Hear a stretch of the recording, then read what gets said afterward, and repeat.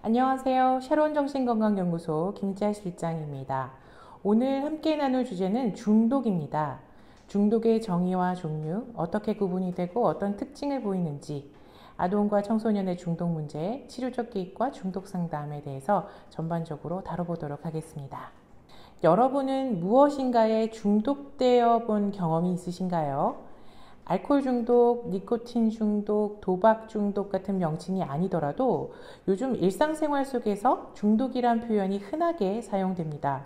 저 오늘 커피 7잔째예요. 카페인 중독될 것 같아요. 아유, 나는 하루 종일 빵, 국수, 피자, 파스타, 과자 먹어요. 완전 탄수화물 중독이에요.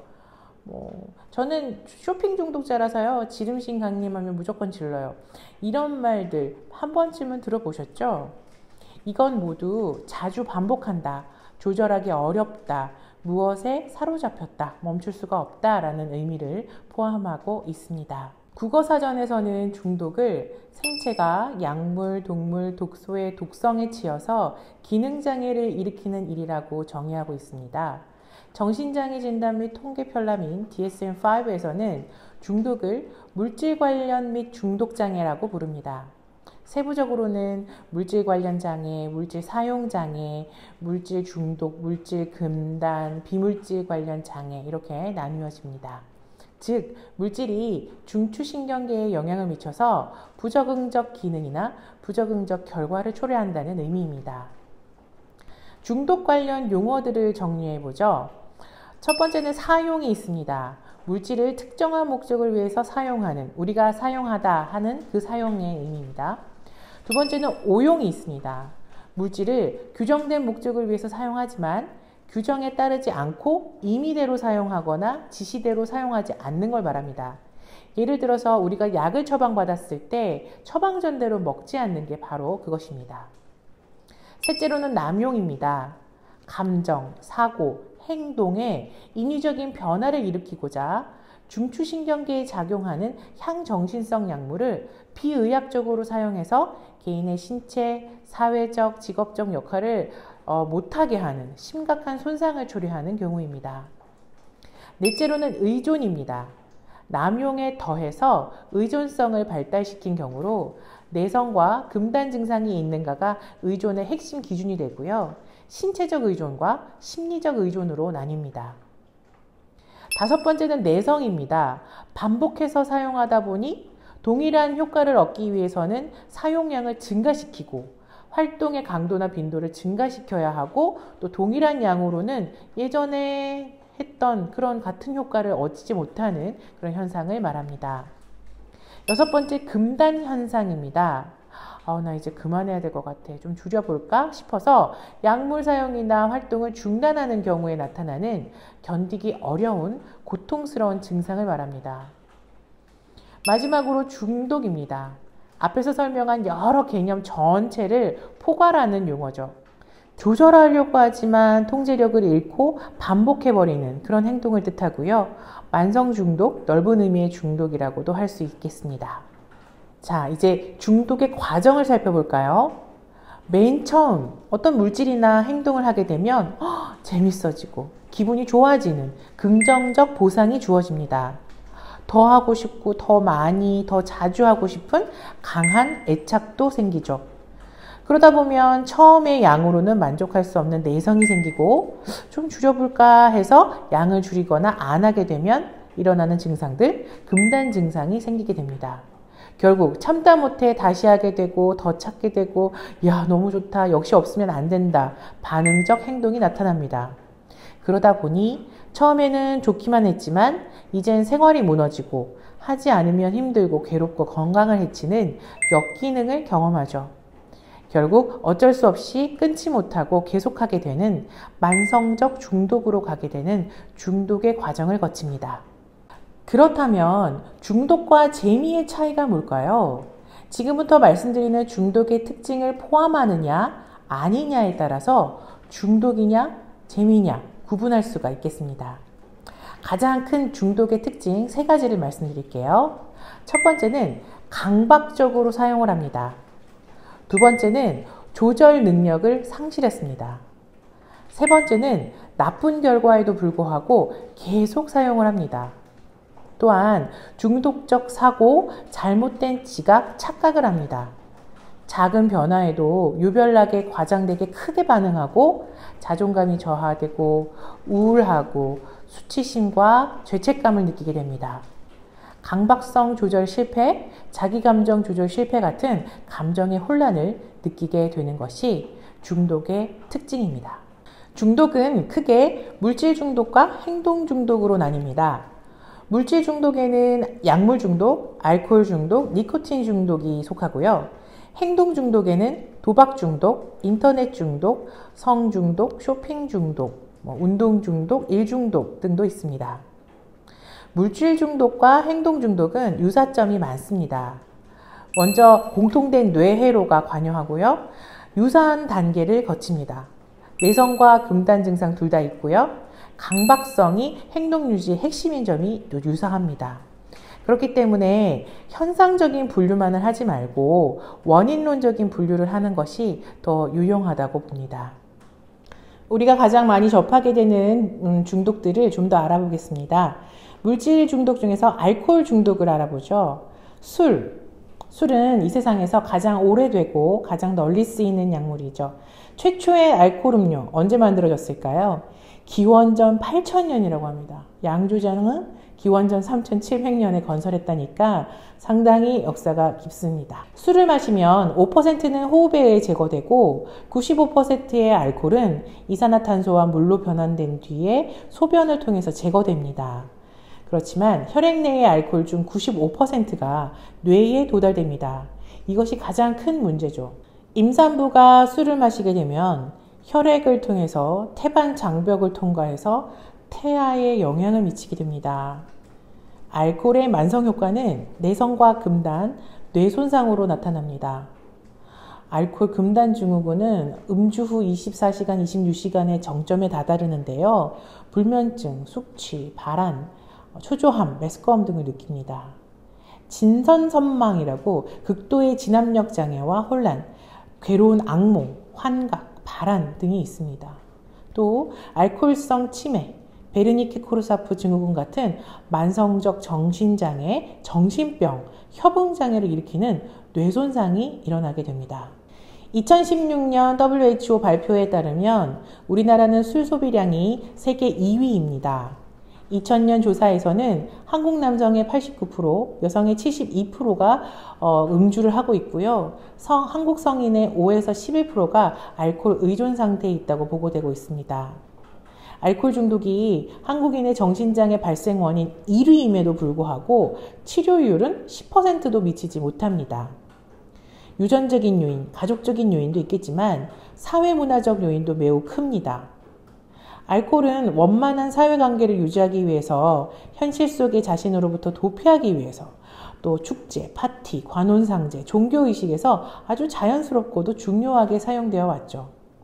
지금 보면 당대의 최고 인기 스타가 술 광고 모델을 하고 또 성인이 되면 어느 정도는 와, 술 마실 줄 아네, 대단하다 뭐 이렇게 인정받는 분위기도 존재하다 보니까 알코올 중독은 가장 큰 문제이면서도 그리 큰 문제가 아닌 듯 인식되는 것이 정말 안타까운 현실입니다. DSM-5에서는 알코올 중독을 알코올 남용, 알코올 의존, 알코올 중독으로 나뉘어서 1년 사이에 한 가지 또는 세 가지 이상으로 속한다면 당신은 알코올 중독, 알코올 의존입니다. 라고 진단 기준을 제시합니다. 그걸 다 한꺼번에 정리해서 간단히 말해보자면 술을 줄여야지 노력해도 매번 실패한다. 알코올 때문에 사회적으로, 직업적으로, 학업적으로 문제가 생겼다. 대인관계나 여가활동에 지장이 있거나 그 관계들을 포기하게 된다. 신체적, 심리적인 문제가 있지만 그래도 계속 마신다. 블랙아웃, 필름 끊기는 증상이 있다. 금단현상, 내성이 있다. 이런 분들은 알코올 의존이나 알코올 중독에 속합니다. 그렇다면 치료는 어떻게 할까요? 생물학적 치료와 개인상담, 집단상담 같은 심리상담적 치료가 있습니다. 생물학적 치료는 체내의 알코올 성분이 모두 빠져나가게 하는 해독이 있고요. 약물을 복용하는 방법이 있습니다.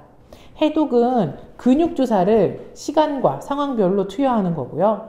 약물은 술을 마셨을 때 혐오 반응을 일으키게 하는 겁니다. 술을 먹으면 구토가 나오고 식은땀이 나고 팔저림이 있고 막 과호흡이 나고 되게 기분 나쁜 증상이 생깁니다. 1시간쯤 지속되다가 졸음이 오는데 한숨 자고 나면 없어집니다.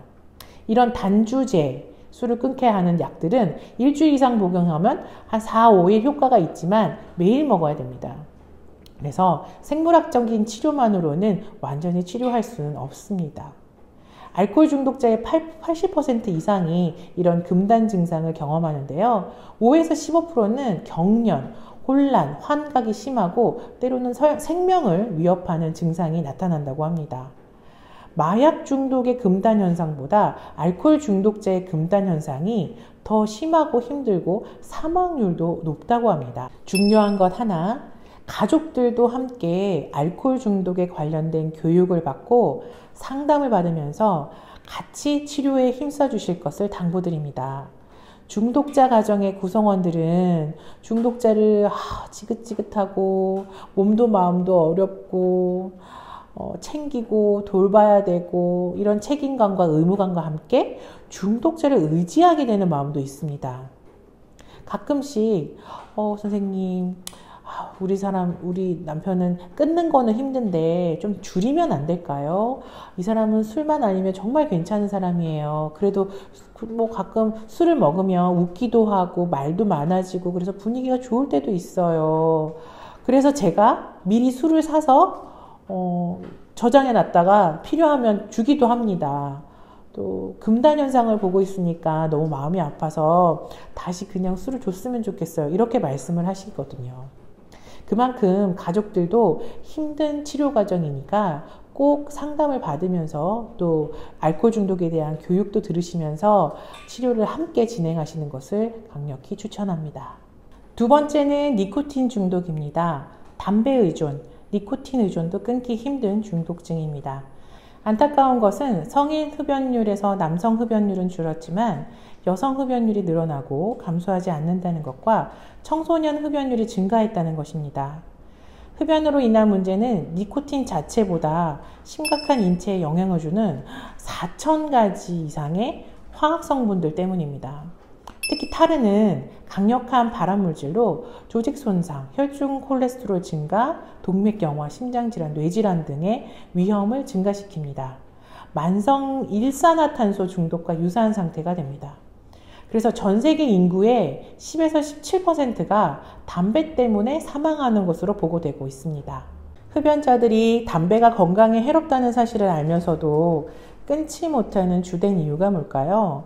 바로 니코틴의 강력한 의존성 때문입니다. 이러한 의존성은 1차적으로 내성과 금단 현상 때문입니다.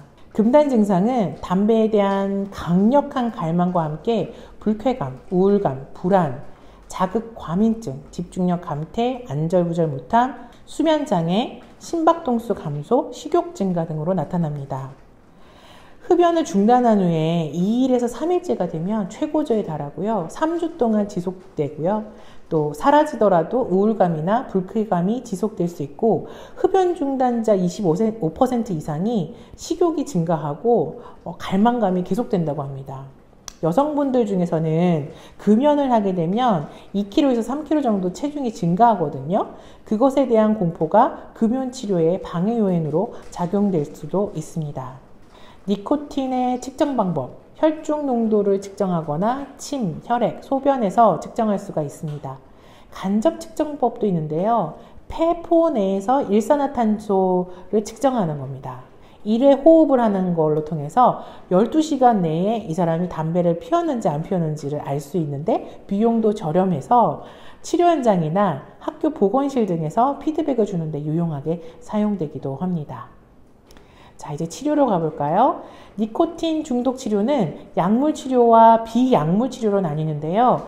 약물 치료는 순수 니코틴 성분을 공급해 주는 거예요.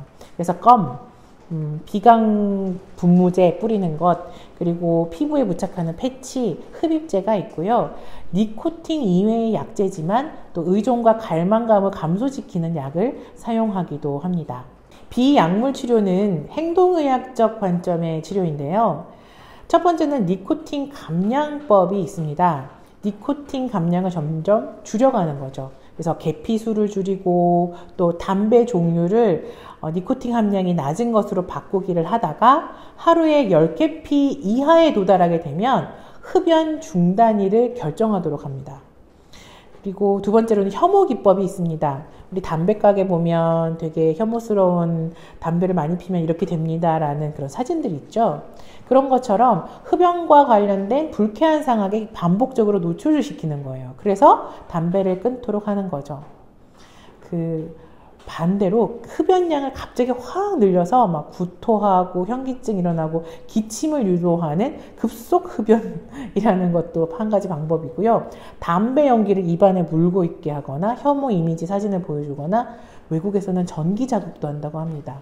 그런데 효과가 크지 않아요. 그래서 어떤 분들은 그렇게 하면 더 담배를 피우고 싶다 는 분들이 많아서 금연 프로그램의 한 부분으로 활용하는 경우가 많습니다. 마지막으로 가장 중요한 것 바로 인지행동요법입니다. 인지행동요법은 금연 프로그램뿐만 아니라 비약물 치료 전반에 포함되어 있는데요. 니코틴 중독 치료에서는 필수 불가결한 부분입니다. 자기 모니터링, 또 자극 조절 기법, 대응 기술, 이완 훈련, 재발 방지 훈련, 금연 규칙 위반 효과를 최소화하도록 하는 그런 것들이 여기에 속합니다. 전문가들은 약물과 비약물의 결합 치료를 추천하고 있습니다. 제가 대학교 1학년 때 제 친구 여자아이가 담배를 피는 모습을 봤어요. 너무 놀랍고 신기해서 너 근데 왜 담배 펴? 라고 물어본 적이 있어요. 그랬더니 친한 애들 다 피니까 나도 하게 된 것도 있긴 한데 그러면서 내 고민, 나의 속상함, 잡생각들을 담배 연기에 날려보낼 수 있어서 난 좋아 하고는 깊게 들이마시고는 후 이렇게 내뿜는 거예요. 지금 생각하면 좀 웃기기도 한데 그 당시에는 제가 우와 멋있다, 저렇게 자기 문제를 해결하는구나 이렇게 생각하기도 했단 말이죠. 이처럼 담배는 많이 미화되고 동경하게 만드는 문화적, 사회적 분위기가 있어서 어린 학생들, 아동 청소년들에게도 악영향을 미칩니다.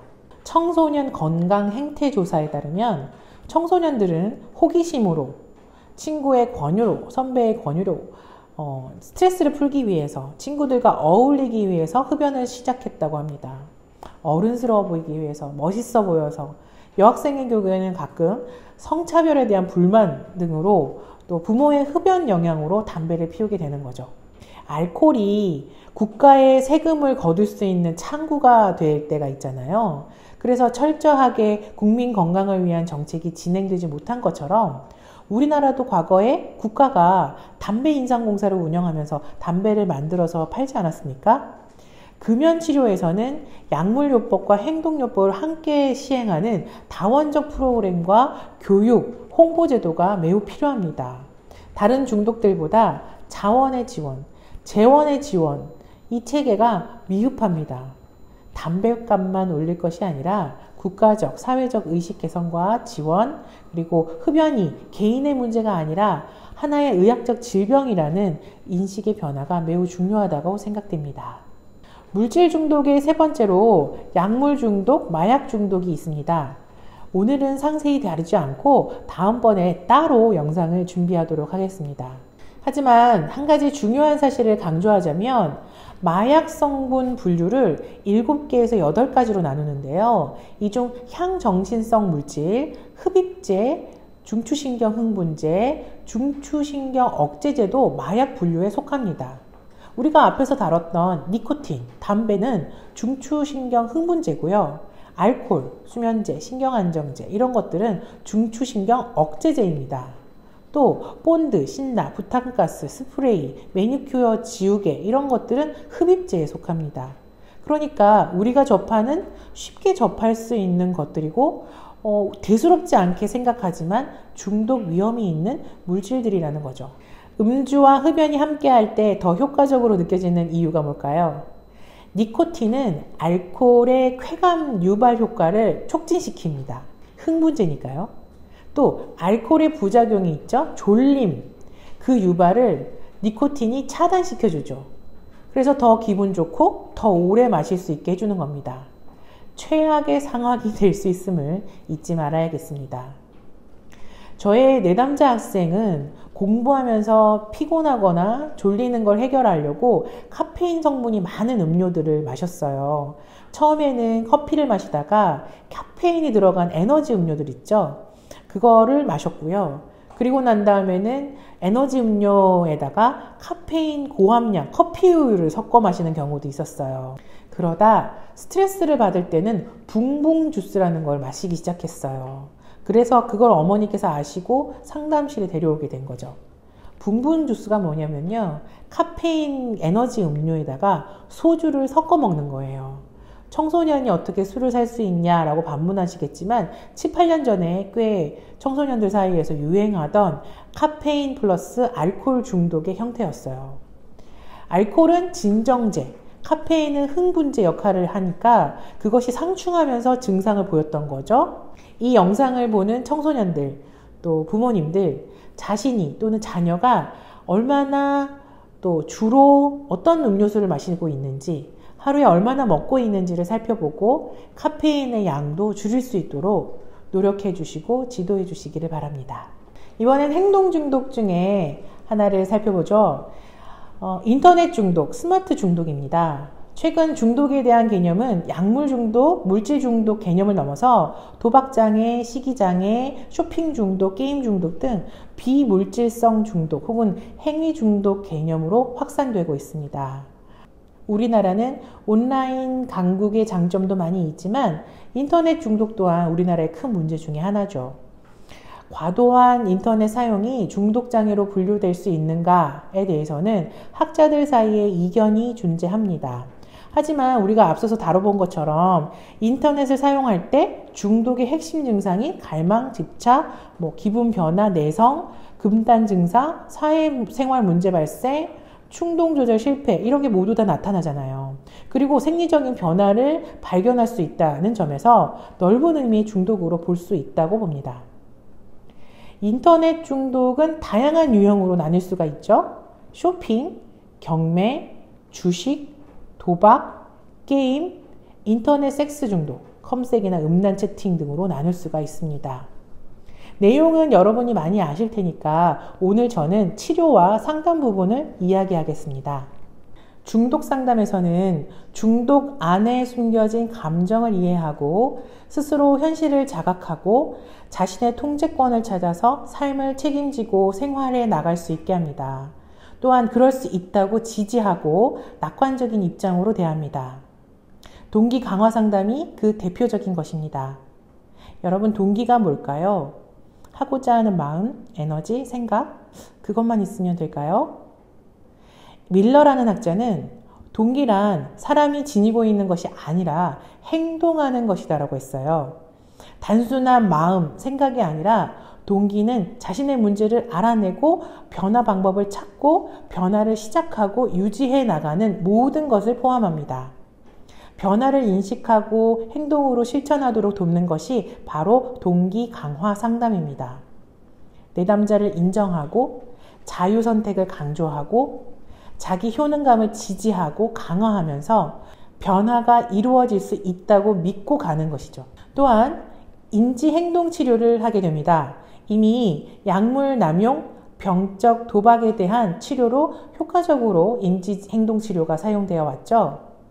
중독성 행동에는 왜곡된 인지와 부적절한 대처 기술이라는 인지행동적 요소가 내재되어 있습니다. 인터넷 게임 중독의 경우 게임을 하게 되는 상황에서 스트레스가 해소되거나 즐거움이 증진될 수 있다는 사고가 떠오르게 되고 반복하다 보면 행동의 악순환이 반복되는 겁니다. 따라서 게임 중독자가 가지고 있는 이러한 왜곡된 인지를 수정해야 중독성 행동이 조절되는 겁니다. 청소년들의 경우 흔히 자제력이 부족해지거나 충동적 행동을 계속 반복한다거나 학교 생활이나 사회적인 부적응이 나타나는 그런 다양한 문제를 볼 수가 있습니다. 같은 문제를 가진 청소년들을 모아서 집단 치료를 실시할 때에 서로 상호작용을 통해서 행동 수정, 충동 조절, 효율적인 시간 관리, 대안 행동, 학습 집중도 이런 적응을 향상시킬 수가 있습니다. 마지막으로 가족 치료도 함께 병행해야 됩니다. 인터넷 중독 청소년에 대한 연구 결과를 종합해 보면요. 그 이면에는 가족의 갈등과 의사소통 문제가 함께 있습니다. 가족 간의 지지 향상이 인터넷 중독의 긍정적인 치료 요인이 될 수 있어요. 가족 치료에서는 먼저 가족 교육을 실시합니다. 인터넷 중독의 원인, 또 진단, 치료, 부모 역할에 대한 예비 교육이자 본격적인 가족 치료 과정을 참여하기 위한 준비 과정이에요. 또 면접 전에 가족 평가를 실시하는데 의사소통 척도, 부모 갈등 척도 이런 것들을 임상 척도로 사용합니다. 상담 및 치료 과정에서는 자녀 양육의 기술, 부모와 자녀의 심리적인 거리 좁히기, 가족의 대안 활동 찾기, 변화된 가족 모습을 이야기하고 변화를 유지하기 이런 것들을 다루게 됩니다. 중요한 것은 치료에도 우선순위가 있다는 겁니다. 인터넷 중독 치료 방법은 내담자가 스스로 중독임을 수용해야 합니다. 또한 동기가 형성된 이후에 시간 관리, 또 카드요법 이런 인지행동 치료를 하는 것이 효과적입니다. 다른 질환과 동반된 증상일 경우 원인 질환을 우선 먼저 치료해서 회복하고 난 다음에 그 다음 필요한 인터넷 절제 교육 방법 이런 것들을 알려주어야 합니다. 또한 현실 속에서 더 재미있는 일을 찾는 것도 치료 방법이 되니까요. 중독 해당자뿐만 아니라 온 가족이 함께 노력할 부분이 크다는 점을 놓치지 마시기 바랍니다. 마지막으로 아동과 청소년의 중독 문제에 대해서 말씀드립니다. 니코틴, 알코올을 포함해서 기타 약물을 남용하는 사람들을 살펴보면 거의 아동기나 청소년기에 중독 행동을 시작한다고 합니다.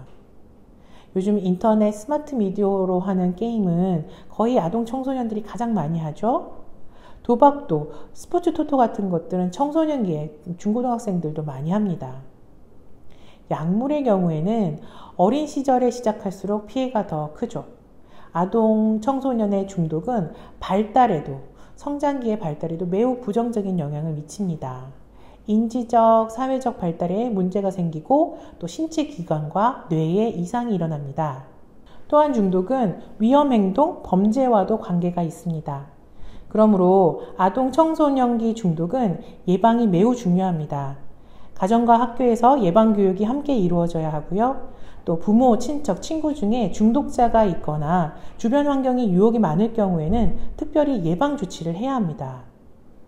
중독 예방 프로그램을 하는 센터, 집단 상담을 하는 곳도 요즘엔 지역마다 마련이 되어 있습니다. 좀 크면 괜찮겠지 하고 미뤄서 방치하지 마시고 상담실에 오셔서 상담을 통해서 정확히 문제를 파악하고 가장 효과적인 치료 방법을 찾으시기를 바랍니다. 오늘 중독에 관련된 전반적인 내용을 다뤄봤는데요. 어떠셨나요? 궁금하신 점이나 더 알고 싶은 중독 분야가 있으시면 메일이나 댓글에 남겨주시기 바랍니다. 다음 영상에서 더 자세하게 소개하도록 하겠습니다. 그럼 저는 다음에 여러분과 함께 새로운 주제로 다시 만나겠습니다. 감사합니다.